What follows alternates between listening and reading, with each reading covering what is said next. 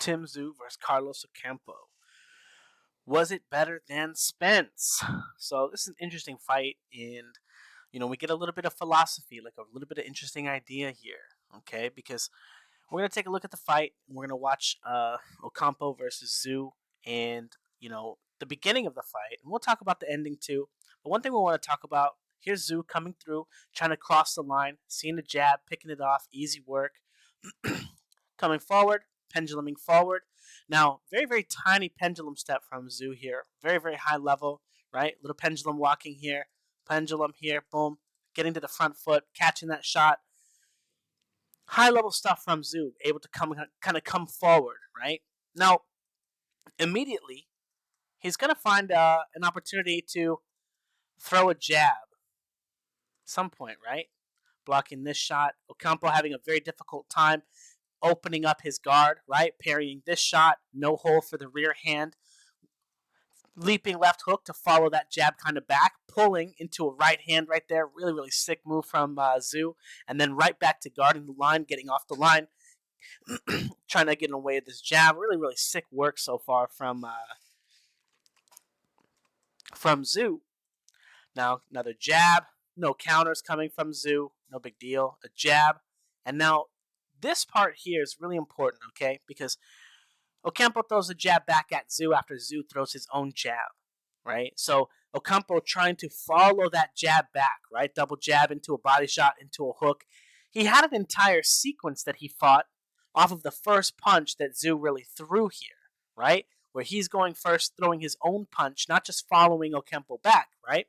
So now, in the next sequence here, jab, okay, coming forward. Tszyu's like, nah, that's not the one. He's going to find an opportunity to come through with his one. And now Ocampo is going to be, again, looking to come in with his counter jab.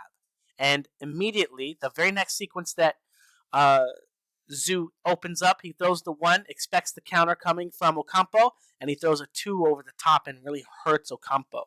Now, Tszyu talked about how in the fight he saw the opening where Ocampo looked open with this little gap right here. And we can see that gap here. I don't think he was looking for that gap. Slipped that shot, caught him with this shot, gets under the line, caught him with this shot. Beautiful, beautiful work. Really, really, really good stuff from Tszyu. Now look at him leaping with this hook here. Okay, this is really, really, really important, all right? Now as we go through, again, coming forward and throwing a hook and leaping forward. Hook, shifting forward, right? Look at all the different ways that Tszyu can throw punches and continue using his momentum going forward. Boom, coming forward, control with the hook, or the hand, right? Hook, shifting forward, pull, right? Even though he's kind of wild and kind of this, everything that Tszyu is doing is really high level. It's really controlled, even though people, he gets a little bit wild or whatever, gets him with the 1-2. Again, forcing him to interact and counter the jab and controlling some space, right? Ocampo feeling really comfortable, getting nailed by the 2. Catch him with the 3. Beautiful shot coming forward. 2 right over the top. And now it's at this point that he's probably definitely noticed 100% that little hole there, right? Where he's like, oh, I think he's open for that, right? As we keep going. Now, okay, so we'll go back. Boom. Now it's here, right? Pushes him off, and he's going to come forward with the jab, and then he's going to be blasting Ocampo with that right hand as he's penduluming, right? And again, this is the part of the fight where I think that he's definitely noticed that hole, and now he's looking to exploit that hole more so than looking to exploit the timing of the counter jab, even though we can still see Ocampo reaching after the controlling jabs from Tszyu, okay? Now Ocampo's going to go down, pretty decent shot. He's getting up, no big deal. Okay, and again, Tszyu has found that hole, and now he's just trying to stuff his right hand into that spot. Boom. Boom. Again, bop. Now, gets to the front foot here, right? And now Ocampo's running away, and while he's running, Tszyu's chasing him and catches him with the leaping hook. Okay? This is really, really important because if you guys saw the Regis Prograde film study I did about him versus Zarya, he didn't have the ability to do this move. He didn't have the ability to follow up his rear hand front foot position, just like he had thrown a right hand, into a leaping shot. He didn't have a way to attack and chase his opponent from the front foot. Okay? However, Tszyu was able to actually not just hurt his opponent, but close the distance between him with a punch, right? And this is kind of the epitome of what I teach in my Fouts boxing combat system. Check it out.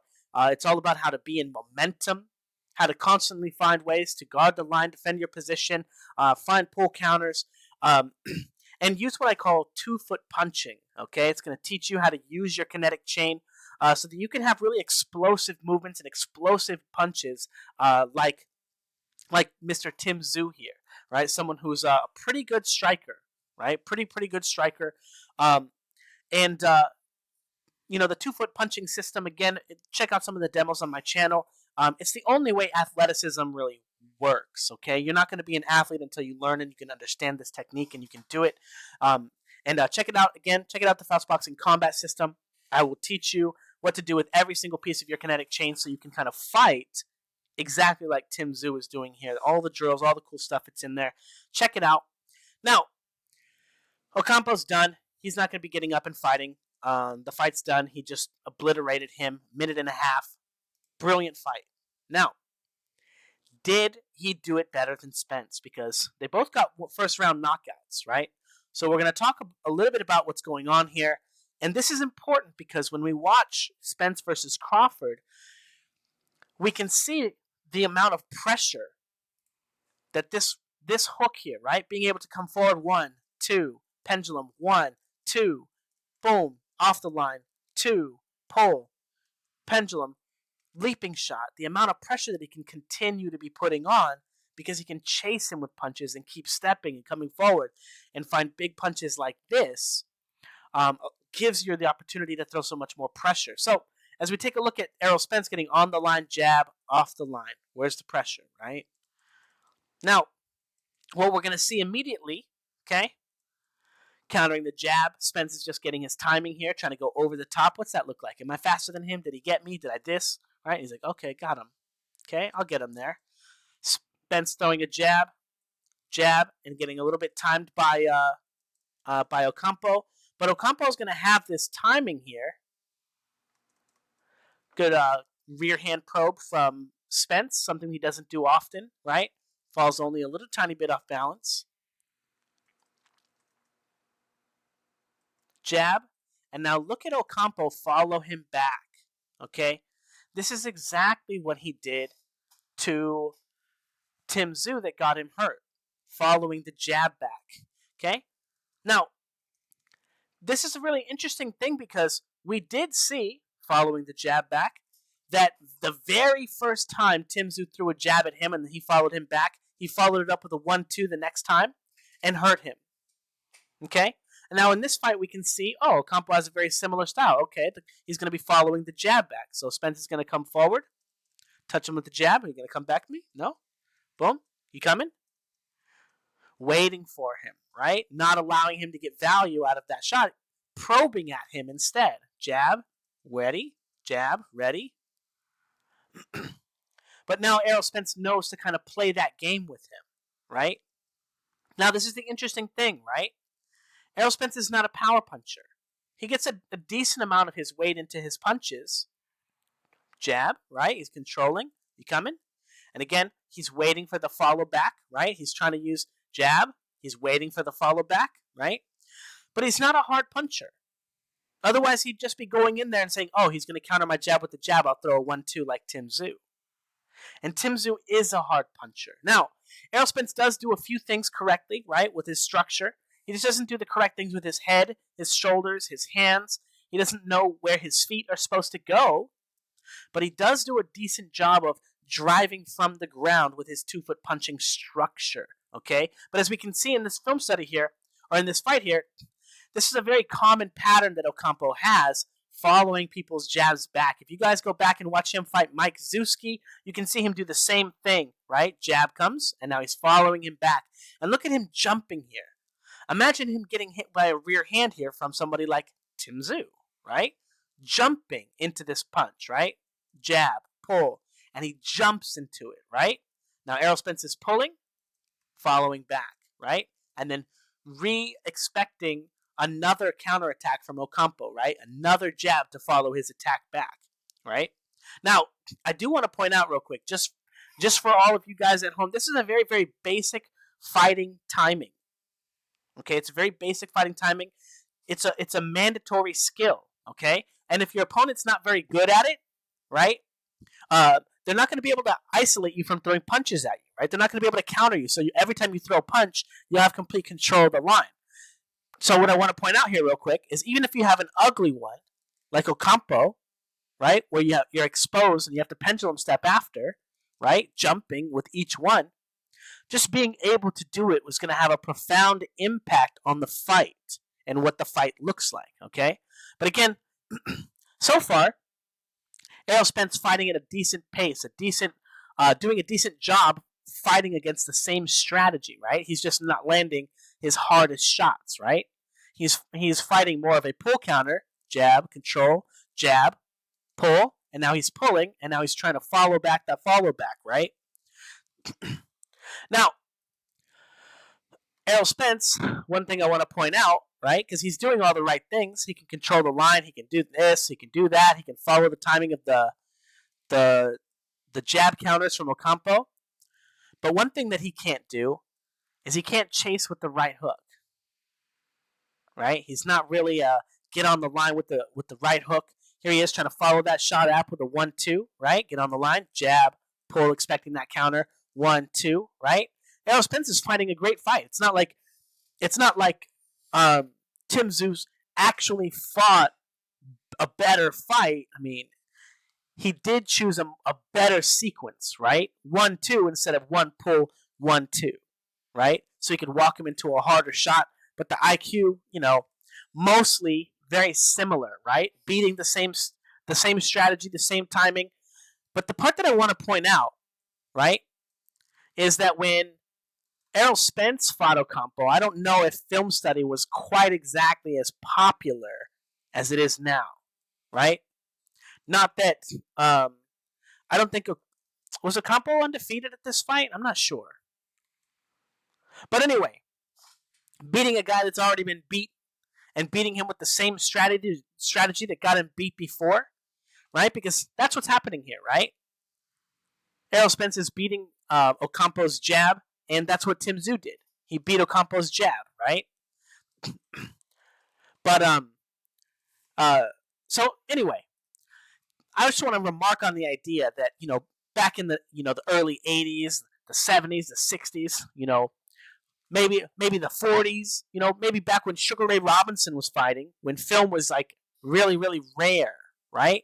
And you didn't really always know what you were getting in the ring with, right? There's no film. You can't see what your opponent's good at, what he's bad at, right? It kind of, to be honest, it might make some fighters, I don't want to say invincible, but how do you prepare for somebody like Floyd Mayweather if you can't watch tape of him? You know what I mean? Like, Floyd Mayweather is so fast. How do you believe he's that fast if you can't watch tape? If you can't see, right? Because one thing that everyone watching Floyd Mayweather did is eventually everyone watching Floyd Mayweather knew exactly what he was going to do from every position. No matter how he held his hands or his head or this or that, you know exactly what he was going to do because of film study, right? So like Tszyu trying to call out Errol Spence and be like, "Oh, I did it better than your boy. Charlo, I did it better than your boy." It's funny. It's petty, right? But like, technically, did he really? Like, I guess kinda, But he's fighting him on the same timing. He's beating the same strategy. And it's not like Errol Spence is getting hit either, right? Now, Errol Spence, being the guy that's not really the power puncher, right? He has to play these games much more often, right? He's not going to be going all in, trying to land big punches, and I don't want to say risk trading punches, right? But he's more interested in the probes, jab, pull, right? Or rear hand pull, probe, pull, probe, right? Beautiful little sequence here, right? Gets on the line with the rear hand, pretty sick shot, right? Gets off the line for the counter jab. Gets on the line, gets off the line for the counter jab. Gets back on the line. right? And it's not like he's fighting any worse, right? But we do see that there's a lack of right hooks as well. There's a lack of leaping shots, right? He's not nearly as dynamic as now here he actually tries to get on the line with the 1-2 there, right? Expecting counter jab, right? Or counter, boom. Missed it. Again, Errol Spence is not really a power puncher, so his mechanics are going to be off when he jumps on the line and tries to throw real power shots. And that one kind of gets, I don't want to say stuffed, but, yeah, it kind of gets stuffed,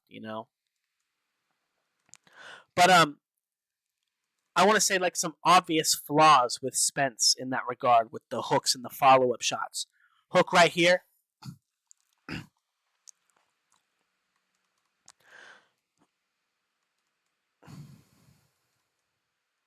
But again, playing the same game, right? Expecting the counter jab, getting under that jab, boom, getting to the body, push him off the line, and this is where he gets him with the body shot that drops him here. It was the one from the left hand, but the 2 body shots. Real quick, let's take a look at this hook again. Boom, boom. Is this a good shot? It's a good shot. But Errol Spence, when he throws these shots, even when he throws the ones to the head, he doesn't really have any head movement, right? He doesn't really throw his hooks to the head very well because he falls off balance. He only throws the one to the body. And again, all this is because he doesn't really know what to do with his hands. He doesn't know what to do with his shoulders. He doesn't know what to do with his head. He just does an okay job at driving his weight from the ground with both feet. He does an okay job at it. He's not even very great at that because he doesn't know that he's doing it, which is why he always falls off balance. But again, a little theory, right? A little theory. Did Tszyu actually do better than Spence? Yeah, but the boxing is mostly the same, right? Errol Spence recognized the same flaw immediately on the same amount of times that he had to see it. He recognized it. Now, I do want to say, Spence had more control over this fight during during the times when he wasn't playing that game with him, but Ocampo got to go first a lot more than Tszyu. So it's like an interesting dynamic. I don't want to say anything like too much about it, like it matters that much, right? But maybe against a bigger fighter, a bigger or a stronger guy, Tszyu may find himself, I don't want to say a little bit behind, but a little bit where he's waiting maybe a little bit too much sometimes, right? And I don't want to read too much into his first round knockout and be like, this is not, but was he countering off of his catches? Was he countering off of was he threatening? Was he moving his head, right? Because he was defending the line really well, right? So anyway, those are some things that I was noticing. And it's interesting because that performance from him, right? Ocampo, he's like an okay fighter, right? He's decent. Forced Errol Spence to play some boxing games, right? Show us some holes in Errol Spence. It's not like he's invincible, right? I don't know if Ocampo hurt Spence. I don't know where that came from. But Crawford said, but this is really interesting, right? Because I don't know if Crawford is going to get to beat Spence and then move up and fight Charlo because Tszyu wants Charlo, right? And if you guys have been following around on Patreon, I've been talking about this fight for a few years now. Talking about how I think eventually Crawford is going to get his Spence fight. And if he doesn't, he moves up to 154 and beats Charlo instead. But he's going to get the Spence fight, beat him, then he's going to move up and he's going to fight Tszyu, or he's going to fight Charlo and get the belts, or he's going to fight Tszyu for the belts. And Crawford versus Tszyu, I think, is going to be just one of the sickest fights in boxing ever. I think that fight might wind up being so damn good, like one of the best fights of our generation, maybe what Mayweather Pacquiao was supposed to be. Because I think Tszyu is a phenomenal fighter. I think he's really, really, really good.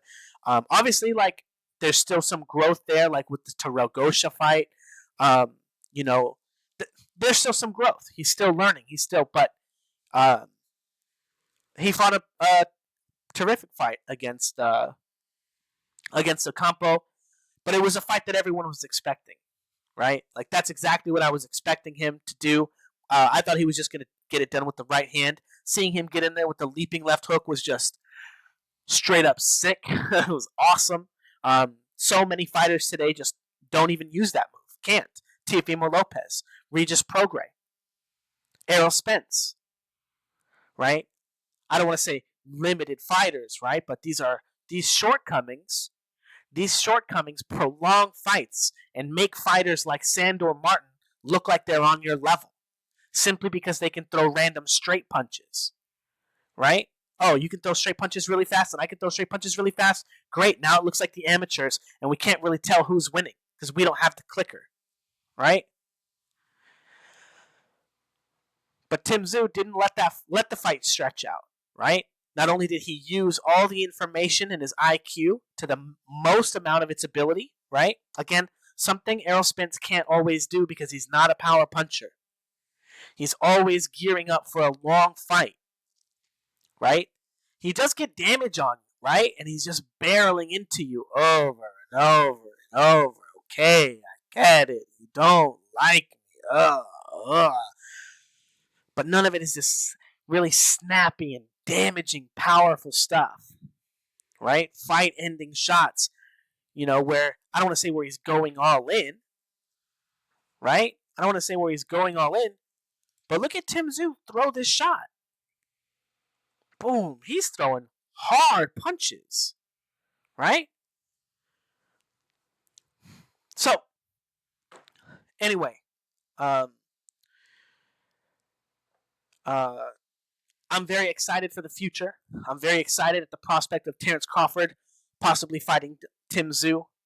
And oh man, I don't know who I favor. I think I think I favor Crawford. But this is the black belt test, right? I think Tszyu is gonna be a real test for Crawford if they ever get to fight.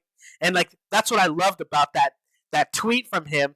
That dude's dangerous, right? And then Tszyu is like, oh, that's one of my favorite fighters. And this fool don't even know he might have to fight this dude. He don't even know. It's not even on his fucking radar that he might have to fight Crawford if he comes trying to take those belts because Crawford's coming for Jermell Charlo's belts, right? And Jermell Charlo is a pretty decent black belt test, right? He's got the 5'10" robot in Spence who doesn't move his head, and then he's going to get the 6-foot robot, the orthodox version, at 154, right? Errol Spence is the southpaw version, doesn't move his head, doesn't really throw rounded punches fighter, and Jermell Charlo is the right-handed version, right? But Tszyu can move his head. Tszyu can throw hard punches with both hands. Tszyu's on the level, man. He's on the level. He's lacking a little bit of experience, man, but his ability his understanding of what's going on in the ring right now. Great. I want to say okay, Ocampo is not as fast and sharp and strong as Terrell Gosha, right? But I do also want to say I did predict that he was going to beat the goddamn dog crap out of Tony Harrison and knock him out for sure. And that's a big deal, right? Tony Harrison's a pretty strong guy. He's pretty flawed. Like I predicted, a lot of the fight pretty well. But yeah, Tszyu versus Terrence Crawford, man. After we see what Crawford does to Spence, that's the fight to look forward to. That's like the boxing mecca fight.